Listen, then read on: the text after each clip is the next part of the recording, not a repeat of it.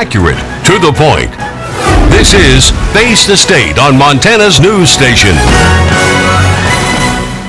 Good morning, everyone. I'm Fred Pfeiffer, and thank you for joining us this morning on Face the State. We have with us a gentleman who is no stranger to many in Montana, Rob Quist from Cutbank, Montana. And Rob, we're going to talk about his history and a little bit about an important event that's coming up for to benefit the Lewis and Clark Interpretive Association in June. So you still have plenty of time to get the tickets. But Rob, welcome. Good to have you here. Thank you, Fred. It's good to see you. It's good to see you. I think it's been, well, we went to school together. Yes, up in Cutbank. Right?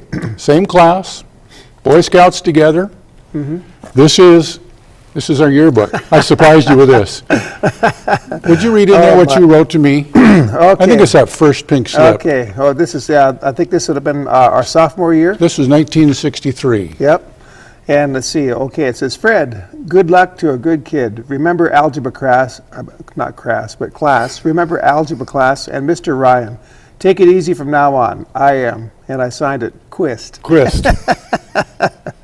That's fun. And it was so much fun because you were a leader in the as far as vice president of the class that year, and I remember you as a tremendous basketball player. Well, you know, we had a great team, and of course, after you left, my senior year, we won it all. We won state championship, and that was just one of the great honors of my life, getting to play basketball for Willie DeGroot and with Don Wetzel and the rest of the guys. You know, Carl Christofferson, who's a resident of Great Falls here, and Kenneth Larson and Steve Johnstone. We just had a great team. Oh, so. It was a wonderful, wonderful team. The Larson boys and all of that growing up, and Cutbank at that time was kind of like, to me, happy days. Yes, that's a good way of looking at it. And you know, I really draw upon my life in Cutbank. You know, when I write songs, I'm always kind of going back there in my mind and writing songs about my growing up there. That was one of the questions I was going to ask you. Oh, okay. So to kind of set this up, I left Cutbank and came to Great Falls with my family when I started my sophomore year in high school. So I didn't graduate with the class of '66 from Cutbank, but you of course did. But at what point, because I don't ever remember you playing music or being interested in music, at what point did you get interested in music, or were you already? Now I just wasn't aware of it. Well, you know, I was always really interested in music, but I couldn't really convince my parents to get me a guitar until it was actually my sophomore year, and it was just before a basketball tournament. And I was very nervous because I was a starter on the team, and so I talked to my mother about splitting the cost of a 5-string banjo. So we found an old Sears and Roebuck catalog, and you could get a 5-string banjo for $39.95. And so she ponied up $20, and I got my 20 out of savings, and so we ordered it, and that's kind of how I got my start. And I think that I actually kind of played a lot in. With some of the choir members, we would have what you'd call hootenannies. You know, now I really am dating myself, but we'd have great jam sessions, and so that was kind of my beginnings on playing music. And that's while you were in high school, or Yes. before high school? Yes, actually, that was in high school, my sophomore year. Okay. And so, who were some of the people that influenced you that were, you know, listening on the radio or on the phonograph at that time? Well, I think at that time, since I was playing banjo, I was listening to a lot of Kingston Trio, and so I wore out a lot of records. And in those days, if you wanted to learn a banjo lick, you had to kind of learn how to balance that needle arm, you know, and just pop it back a few phrases and play it over and over until you learn the banjo lick. So that's kind of how I learned. And there was also one of my best friends in Cutbank was Steve Brandvold, and he knew a couple of these Mormon elders, one of which played banjo, and so he gave me my first banjo lesson that kind of got me started. So that was my beginnings with 5-string banjo. I think I remember Steve got Elvis Presley's autograph, didn't he? He may have. Yeah, he He'll did. be at the reunion when he came this through summer, the train. So, Yeah. Big reunion. Yeah. This summer. Let's talk about how you got organized with a band. You first started in a band. Did you start a band, or did you join a band? Or what? Well, you know, our first group really was a group of guys at Cutbank High School. Larry Epstein, Lee Freed, and Phil Fox and I went to the choir instructor and said we want to form a group, you know, because we'd liked a lot of the folk music. And and he said, well, you know, I'd love to, guys. This is Arnie Erickson. I don't know if he was there when you were there, but he said, you know, I'd love to, but you know, there's just no time in our day. Everything's just kind of booked, and so we were all just kind of looking all downcast. And he said, well, now wait a minute. He said, now I'll tell you what we'll do. we can go over to the gymnasium during lunch hour, and that was when a lunch hour was truly 60 minutes. And so we said we can eat our lunches in 15 minutes, and then the rest of the time we'll rehearse. And so he literally gave up his lunch hours so we could kind of have our group, and that's really what got me off and going, playing music. And so we played all through high school. We did a lot of little kind of ladies' luncheons, and we did of course the music festivals. We got to go to state for a couple years. And so that's really what got me off and going. And were you writing music at that time or just playing? I really wasn't. I didn't start writing until I got to college. And even when I was in college, the songs that I was writing at that time were pretty silly. Which college? University of Montana. Okay. Grizzlies. There you go. And I got to play 1 year of basketball for the Grizz, but then I got into the Jubileers at the University of Montana, which was the select voices. Mm-hmm. And I just kind of squeaked in the back door. I was the last person to get in. And that was just a huge, huge thing for me because the Jubileers was just a great training ground for becoming a professional musician. And we got to go on state tours, national tours, and even international tours. And so it was just the time of life. I just loved that so much. So the next hop from there, did you get the Mission Mountain Wood Band going, or how did that all fit in? Excuse me. Actually, from there, I'd come back during the summertime, to Cutbank, and then some of my high school buddies, we actually would play music together. Bill Burns and Larry Salloway and the Wetzel brothers, and so we played music during the summer months. But then, as I was getting ready to leave college, I think I just had maybe a few quarters left. But Steve Riddle, who I'd met in Jubileers, he and I decided to put together a group, and that was the start of the Mission Mountain Wood Band. And we basically did it as a three-piece group. We added Terry Robinson from Kalispell. And so we were actually an acoustic three-piece for about maybe 4 or 5 months. And then we added Christian Johnson and Greg Reichenberg, and they were out of a band called Sperry Grade. And then we became the five-man unit, playing every kind of music from rock and roll to bluegrass to a little bit of country and blues. And so that was when we took off.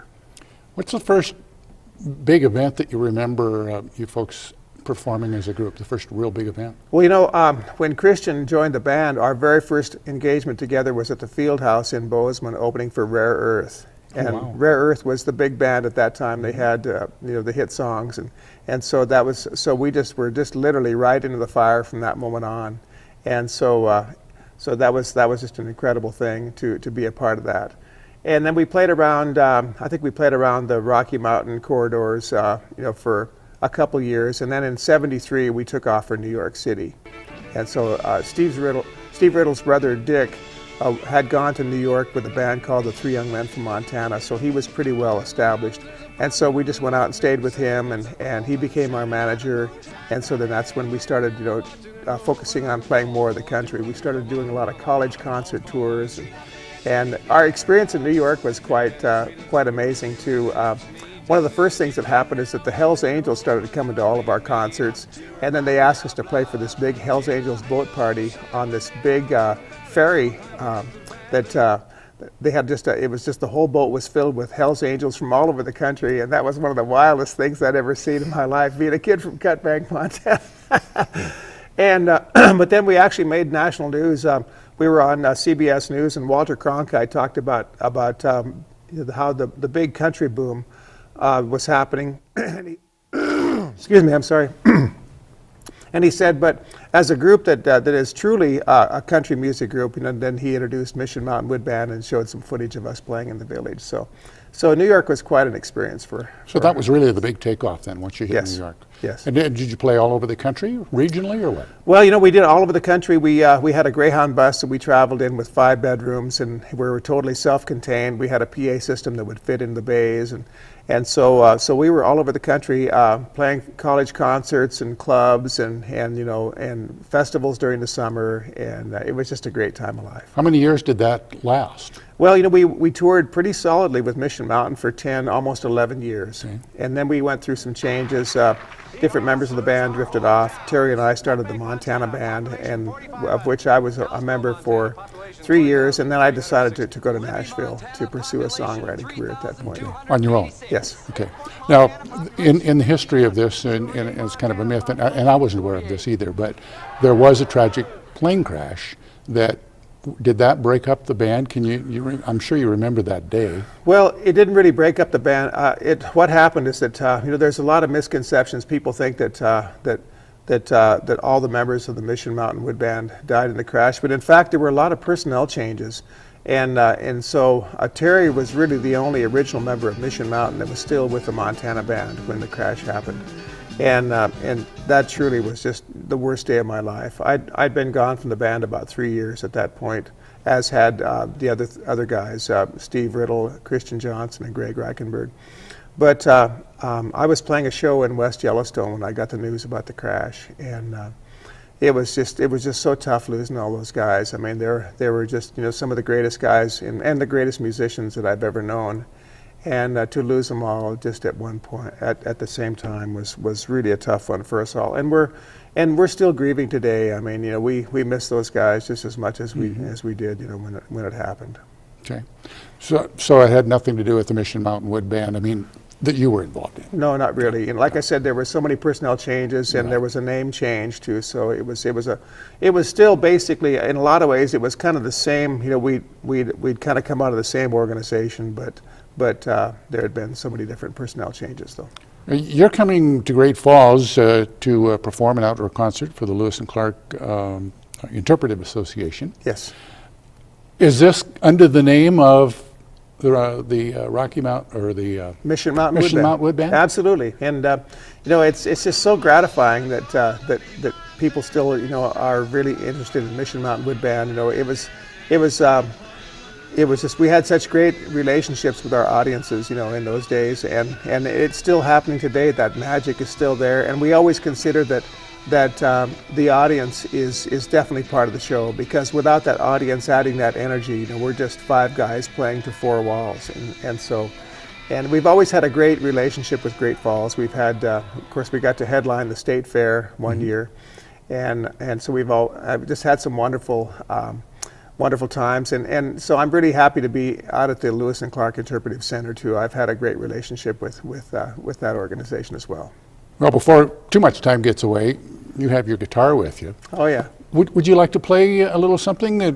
Sure. And we'll leave it up to you, whatever you want. Okay. Well, I was thinking about what I should play, and I thought that you might be interested in this song, and it's actually a song that I wrote about. See if I'm not covering up my microphone here. It's a song I wrote about being in Cut Bank, and it's a song I call Highway 2, because one of the things about being a musician in Montana is that you're going to be doing a lot of driving, and to me that's one of the perks about being a musician in Montana, because I love to drive the state. It doesn't matter what time of year. I drove down last night through that blizzard, and people were asking me about was it really hard? Was it tough? And I said, well, hey, up in Cut Bank, we'd probably consider this, a pretty nice day. So I just enjoy it. And so I decided to write a song about driving Highway 2, and that's what this is called.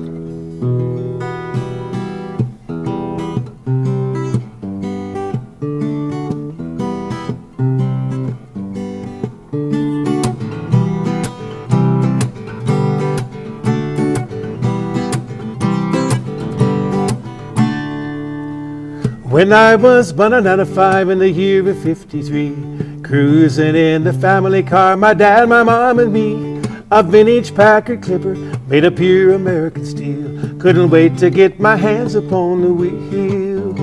So I slid into my father's lap. Dad, would you let me steer? He popped a Campbell in his mouth. He grinned from ear to ear. Boy, if you take that steering wheel, there's nothing we can do. You're gonna wanna be driving Highway 2, where there's 2 lanes of blacktop connecting either way. But there's 2 reasons why a driving fool was born that day. I was rolling down a stretch of road in the big sky blue, and my life was waiting farther up the road on Highway 2.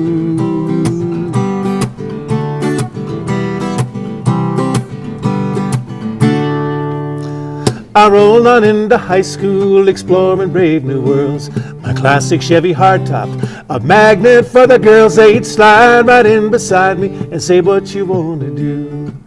Let's go to the drive-in on Highway 2. until 2 in the morning. What more can I say? But there's 2 reasons why I never gave my heart away. I was looking for that Highline girl with a heart so true, and I know she's waiting farther up the road on Highway 2. Highway 2.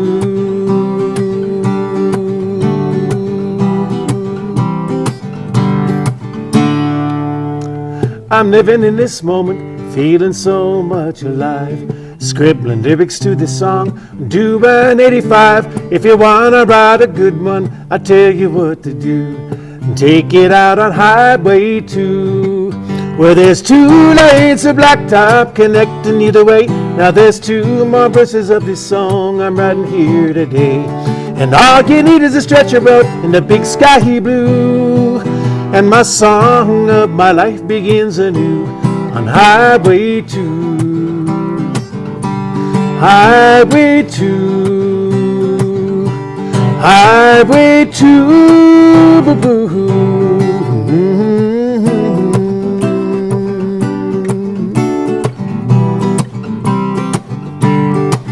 Don't put me in that marble orchard when my time is through. I guess a white cross will probably have to do on Highway 2. Just make it high on a mountain with a view of Highway 2. Highway 2. Highway 2. Boo-boo.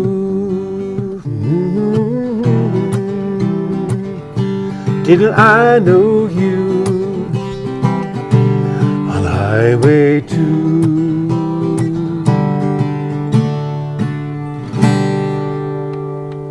Rob, that's wonderful. Gives me goosebumps. I think of Glacier Park and the bears and people feeding Yeah. the bears. It Yeah. takes me back. And is it Pall Malls or whatever? Camels, The yeah. filterless cigarettes. Right. Well, you know, I just Highway 2 is such an interesting highway, and it goes on, it starts in Everett, and it goes all the way to the Great Lakes, and then it kind of breaks up for a while, but it kind of comes back in as it goes into New England, and you know, it's just one of my favorite things, just to get out and cruise down Highway 2.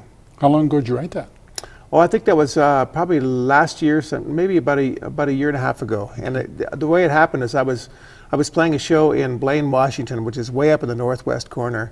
And coming on the way back, I decided to drive Highway 2 all the way home. And it was so nice to get off the freeway and get into some of these little back places. And it took a lot longer, of course. But then I think about Idaho, I realized, you know, that I had this history with Highway 2, and I needed to write a song about it. So I got to start. I did maybe part of the verse and a little bit of the chorus, and but when I got back to the ranch and I was sitting around the table trying to finish it, and nothing would come, you know. So then, I think it was probably a week later, I'm back out on Highway 2 heading for a concert in Sydney, and so then the rest of the song just started to come like it will, and I think along about Glasgow, the rest of the song kind of was in completion. Maybe the rocks and the tires and the Yeah. sound set the rhythm for That's you. right. Well, what have you been working on now? We've got a couple of CDs and things, but I know that you're still very, very active in touring and Yes. recording. Well, as far as Mission Mountain goes, in fact, we are working on a new recording. This is the first time that Mission Mountain has been in the studio since 1978, Wow. which is quite shocking. But we're working on a brand new CD, and of course, as I mentioned, you know, we have 4 of the original members still with us, but our 5th member is that's taken Terry's place is Tim Ryan, who's from St. Ignatius, and he's been in Nashville writing songs for. We had a #1 hit with Phil Vassar, a song called "The Last Day of My Life," and he's had cuts by George Strait and Randy Travis and just a whole legion of other people, but. He's not only performing with us, but he's writing quite a few of the songs, and I've got some for this next CD, and we're writing one together too called "Rolling Down the Highway," and so he's bringing a lot to the table, and so I think this is going to be a really nice CD. I'm pretty excited about getting it out. Does the group plan on traveling quite a bit and doing, or Well, is this just kind of a one-time deal, or what? No, actually, we've been, every year we keep adding a few more concerts, and I think this year we'll probably have about maybe 15, maybe even 20 shows. And so every year it just gets to be a little bit more. And of course, this Never Long Gone documentary that Montana PBS did is recreated a lot of interest, so I think that, so we'll just have to see where it takes us, But as far as individual projects, I'm I'm still touring with my band. Excuse me, I think I've got that Great Falls I think you frog. might as well have a drink of water. that's You right. just feel free to have a drink of water. Thank there. you very much. This is exciting that you're going to be, or your group is going to be in Great Yeah, Falls. and it's really fun because that energy is still there when we get out in front of an audience and play. It's just a magical how the audiences respond to the group, And so we're just having a great time with that. And of course, I'm still touring with my Great Northern Band, and my son and daughter have a band called House of Quist, which is an alternative rock group. And I thought, well, if they're going to call it House of Quist, well then, when I'm not doing my shows, I need to be there too. So I pulled out my old rock and roll amplifier and my electric guitars, and so I'm having a great time playing with them. So you plan to do this for quite some time, sounds to me. Oh, absolutely. You must be having fun. I don't think retirement is going to be in my vocabulary. Let's talk about what the folks will see, back on this interview that was done for PBS, Montana PBS, the old group. What do they see on that? Well, it was amazing. We were supposed to have. I think Montana PBS was going to release this. They planned to have it out a couple years ago, but it kind of got into a delay, which was a good thing because all of a sudden. Just pictures and video and all kinds of stuff just kept showing up. And so the format that they used is that they actually took interviews from not only band members, but also family members and really close friends. And so they just allowed that to tell the story. And then they had all the images to back it up. And so, it's pretty fun. There's some shots of the Aber-Day kegger, which was just the epic, legendary kegger that happened all through the 70s, of which Mission Mountain was such a big part of. And there's also some footage of our 92 reunion up at Polson. And there's also, some really informal shots of us, at various places on the road in our heyday. And so it's really wonderful. I think they just really captured the essence of Mission Mountain Wood Band. Who are some of the people that you rubbed elbows with that folks might remember as far as entertaining? Well, I always like to say that Mission Mountain appeared, with the list of people that we appeared with, reads almost like a who's who in American music. I mean, I could go on all day with, of course, I think at the State Fair we actually got to perform with Dolly Parton, and she was very gracious. But, let's see, we toured a lot with Commander Cody and the Lost Planet Airmen. Mm-hmm. The Dirt Band, we toured a lot with them, Ozark Mountain Daredevils, and a lot of the Southern rock groups, Charlie Daniels and Allman Brothers, and let's see, I think there's an interesting stat about the groups that opened for us that went on to make it, which include Hart, Jimmy Buffett, Bonnie Raitt, Jay Leno, just some of these acts that actually opened for us. Michael Martin Murphy opened for us, and so. That's kind of an interesting stat to me. What about the audience now as a group? Well, what's the audience look like that comes to your concerts? Well, of course, we have a lot of people who are our age that I think in a lot of ways look at Mission Mountain as the catalyst, for people getting together. But now they're bringing their kids, and so there's like a whole new generation that's discovering Mission Mountain Wood Band. And so that was the best thing for me, is that we didn't really have one demographic, there was bankers and bikers and hippies and Wall Street brokers, and it didn't matter. We had pretty much everybody in our corner, which was pretty cool. The exciting thing about this is that you'll be in Great Falls, and so people who are watching in Billings or Kalispell, it's not that far. This isn't that big of a state that they can't come to Great Falls. And the venue that we have too. Having the Missouri River Canyon as our backdrop, I think that's just going to be, to me, I can tell that this is just going to be one of the epic shows that we're going to do here in these few years. So I think this is not to be missed. This will be an outdoor concert. Yes. Yep, and having the Missouri behind us, and we'll have a lot. We'll be playing a lot of our old classic Mission Mountain songs, but we'll have a lot of new material from this new CD as well. So, what are some of the songs that you did as a group that people really remember? I think probably the ones that are that are probably the most memorable, that people request the most, would be songs like "Sweet Maria" and "Mountain Standard Time," "Take a Whiff on Me," "Big Sky Country Sun," and so I think those are probably the most well-known songs that people remember. We've got looks like we have a couple of minutes here. You feel like maybe doing part of another a little song for us? Yeah, I could. Let's see. Maybe if Jane will just bring me that case. I've got a capo in there.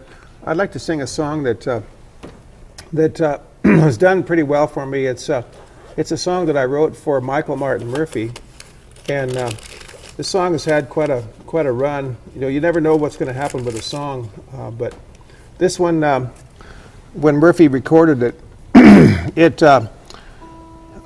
became the theme song for a national public television show called America's Heartland, and then it won Song of the Year for the Texas Music Awards. And the funny part about it is that I had a lot of my Texas buddies, trying to talk me into moving to Texas, to come and write songs about the Lone Star State, and I said, yeah, like that's ever going to happen.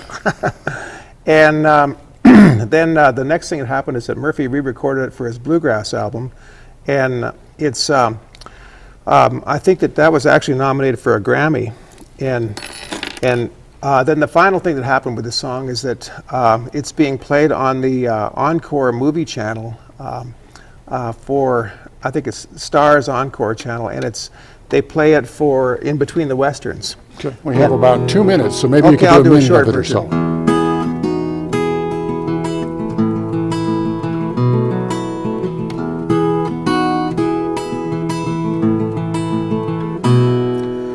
Way before the sun comes up, already on his second cup, he's looking out across the open sky. Streaks of orange, pink, and gray wash over fields of new mown hay. This rangeland fills a cowboy's heart with pride. And he rises slowly from his chair. His back is stiff, grazing his hair. He's weathered many long days in the sun. He's not one much to complain. He saddles up and takes the reins. He'll ride until his working day is done. And you can see it in the eyes of every woman and man. Once they spent their whole lives living close to the land. There's a love for the country, a pride in the brand. It's in the eyes of the people living close to the land. In America's heartland, close to the land. Anyway, that's an excerpt. Thank you so much. I'm going to put the information up on the screen for you. The date is June 25th. It's a Friday. The gates open at, 5 o'clock. And tickets are on sale at various areas around town. We'll show you the poster as well. And it's all part of the Lewis and Clark Festival. Hey, Montana, come hang with us. We're going to have a great party. You want to be there for this one. Childhood friend, so good to see you again. You too, Fred. Let's do it again before another 14 years passes. Okay, it's a deal. Time. Okay. Rob Quist, and you can check him out online too as well. From Montana's news station, I'm Fred Pfeiffer. Thanks for watching Face the State. This has been a presentation of Montana's news station. Fair, accurate, to the point.